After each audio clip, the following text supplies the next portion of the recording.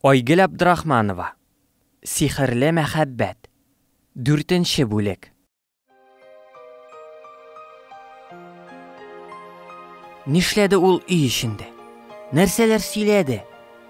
Үзенә ничек кайтып җитте? Фәнзилә буларның берсен дә хәтерләми. Башында томан.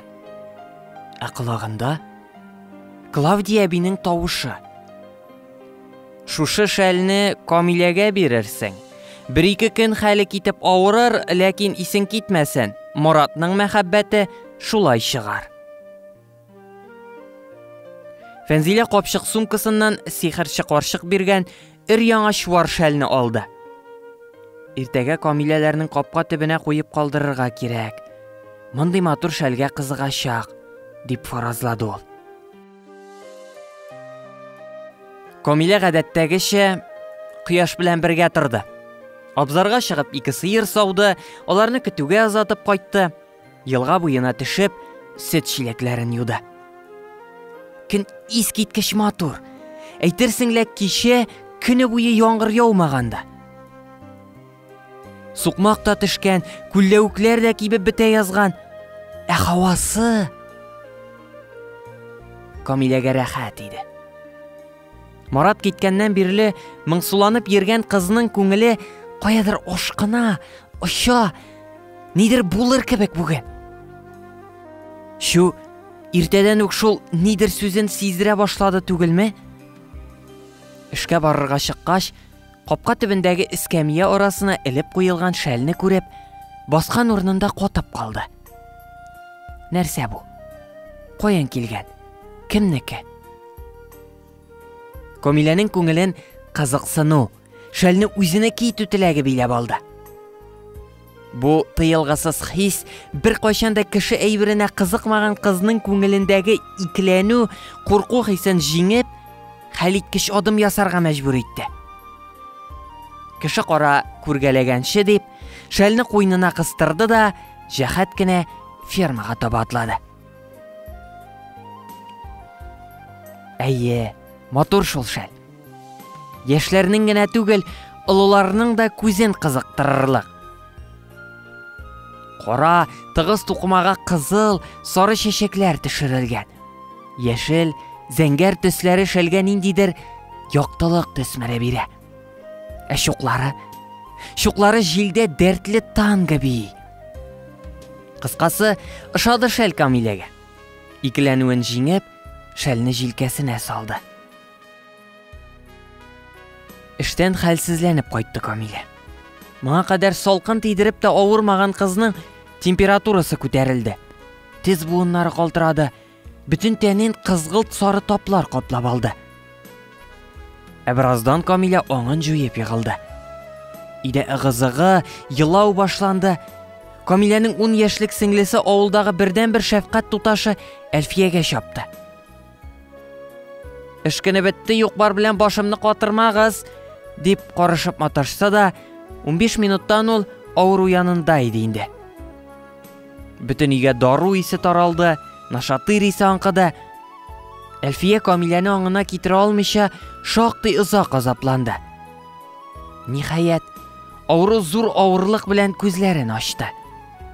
Карашы сүнгән, яшә уты югалган иде. Камилә озак кына тере мәйет хәлендә ятты. Берни сорамады, берәү белән дә сөйләшмәде. Идәгеләр пышаманга төште. Хәлсезләнеп егылуын арыганлыкка сылтама булса да, тәнендәге топларының нидән икәнлеген аңлата алмыйм. Сөйләшмичә ятуы да бик сәер. Иртүк район хастаханәсенә шалтыратырмын. Председательдән машина сорагыз да, кызыгызны районга илтегез, диде Әлфия. Иртән Камиләне район үзәгендәге хастаханәгә илттеләр. Аягында шак басып торган кызны бер бүлмәдән икенчесенә, өченчесенә керттеләр. Тик диагнозны да, авыру чыганагын да ачыклый алмадылар. Дәвалану да билгеләмәделәр. 1-2 көн өйдә генә ятып торсын. Хәлсезлеге узар, әтәнендәге таплар җил чәчәген ашаган. 10 көннән изе дә калмас, дип тынычландырдылар. Ферма атларыннан башка берни белмәгән ата кешегә шул җитә калды. Тынычланып, кызын үйенә алып кайтып китте. Камилә 4нче көн инде ярым йокылы, ярым уяу хәлдә. Өйдәгеләрнең нәрсә турында сөйләшкәннәрен ишетеп, үзе өчен борчылганнарын сизеп ятса да, бер кәлимә сүз әйтми, каядыр билгесезлеккә төбәлеп ятуын дәвам итә. Аңа хәзер берни кирәкми. Күңелендә бушлык. Шундый сәер хәл, борчыласы да, шатланасы да юк. Елап та булмый. Көлеп тә. Нишләп Ходай кешеләрне шулай хәйсез итеп яратмады икән? Булай күпкә рәхәтрәк, күпкә җиңелрәк. Камиләнең фәлсәфәсен тәлинкә белән аш күтәреп кергән әнисе бозды. Кызым, торып ашар идең ичмасам, булай күпме ятып була инде. Күзләрең, яңакларың эшкә суырылып бетте бит. Үзеңне дә, безне дә тиреләй гүргә кертергә телисеңдер инде.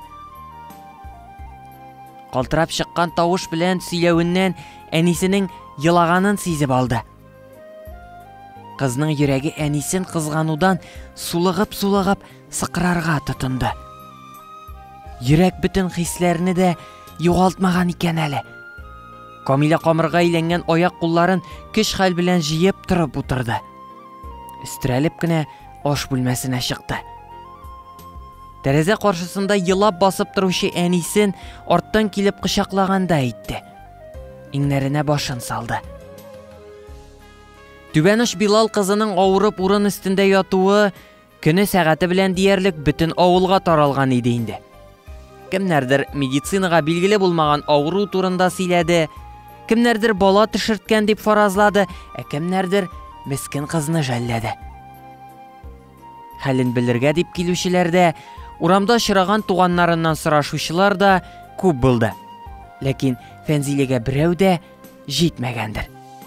Кирәксә кирәкмәсә кибеткә дә чапты, көтүдән кайтмый калган сыерына сылтап, кабат-кабат түбән ышка да төште. Нәрсә булып бетәр? Кызга зыян салдым ахырысы дип кытышмады түгел, ничек кенә очты әле.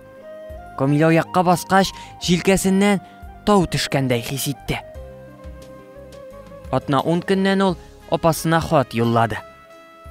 Хатта бөтен маҗараларны түкми-чәчми тезде. Хәтта бераз арттырып та язды бугай әле. Маратның хәлләре, кәйфе белән кызыксынды.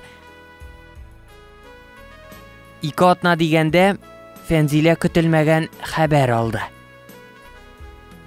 Фәнзилә, хатыңны алып укыгач, Марат белән Наилә кабат дуслашырлар дип көткән идек. Тик ни кызганыч, уңай якка үзгәреш булмады. Маратның хылкы гына бозылды. Кәйфсез чаклары еш була, билгесезлеккә карап сүзсез утыра.